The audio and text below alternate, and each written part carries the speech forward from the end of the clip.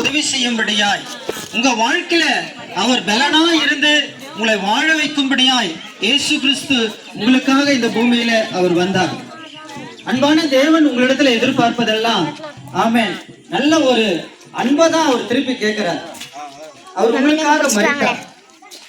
வசனம் சொல்லுகிறது ஆமென், யாருடைய பாவங்கள் மன்னிக்கப்பட்டதோ, எவருடைய மீறுதல்கள் மூடப்பட்டதோ அவர்கள் பாக்கியவான்கள் என்று. உங்களுடைய ஆசீர்வாதம் எதுல இருக்கு தெரியுங்களா? கர்த்தருடைய வார்த்தை சொல்லுகிறது, உங்க பாவம் மன்னிக்கப்படும் பொழுதுதான் உங்க வீட்டுல உங்க வாழ்க்கையில ஆசீர்வாதமே வரும் என்று ஆண்டவர் சொல்லுகிறார். இந்த பாவம் மன்னிக்கப்பட பாவத்துடைய சம்பளம் அது மரணம் என்றும் வசனம் காட்டி கொடுக்கிறது. இந்த பாவம் யாரெல்லாம் இந்த பாவத்துக்குள்ள இருக்கிறாங்களோ அவங்களுக்கு முடிவு என்னன்னு பாத்தீங்கன்னா மரணம் தான். இந்த பாவம் வியாதியை கொண்டு வருதுன்னு வசனம் காட்டி கொடுக்கிறது. இந்த பாவம் பிசாசு அவனுடைய காரியங்களை அவனுக்கு அதிகாரம் கொடுக்கிற ஒரு நிலையை அது உண்டு பண்ணுகிறது. ஆகவே இந்த பாவம் மோசமானது. இந்த பாவத்திலிருந்து விடுவிக்க தான் இயேசு அவர் மனுஷனாகவே வந்தார். ஆகவே பாவம் செய்கிற ஆத்துமா சாகும் என்று வசனம் காட்டி கொடுக்கிறது. அப்ப பாவம், ஆகவே உங்களுடைய பாவம் மன்னிக்கப்பட அவர் என்ன செஞ்சார் தெரியுங்களா? உங்களுக்காக நீங்க மரிக்க வேண்டிய இடத்துல அவர் மரிச்சார். உங்களுடைய கையும் என்னுடைய கையும் பாவம் பண்ண இந்த கை, இந்த நம்முடைய கை தண்டிக்கப்பட அவர் அவருடைய கரத்துல ஆணைகள் அடிக்கப்பட ஒப்பு கொடுத்தார். ஆகவே எந்த இடத்துல நீங்களும் நானும் ஆமென் அடிக்கப்படணுமோ, எந்த இடத்துல நாம சாகணுமோ அந்த இடத்துல இயேசு அவர் உங்களுக்காக மரித்தார்.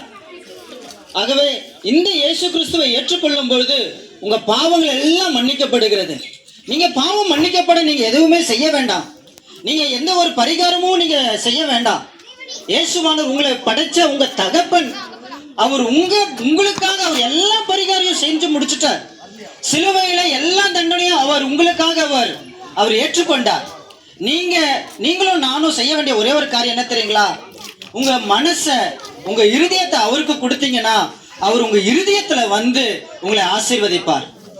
அவர் உங்க இருதயத்துல வந்து உங்க கூட இருந்து உங்க வாழ்க்கைய அவர் சந்தோஷத்தினால நிரப்புவார்.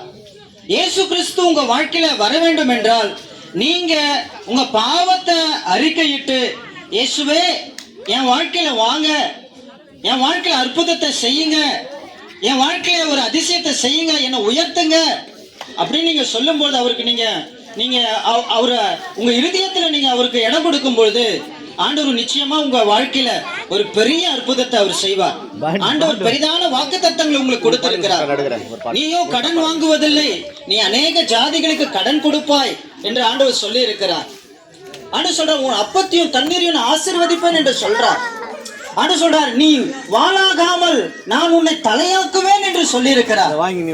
ஆகவே கர்த்தருடைய ஆசீர்வாதங்கள் எல்லாம் வாக்குத்தத்தங்கள் எல்லாம் உங்களுக்கு அநேக வாக்குத்தத்தங்கள் நன்மைகளை இயேசு உங்க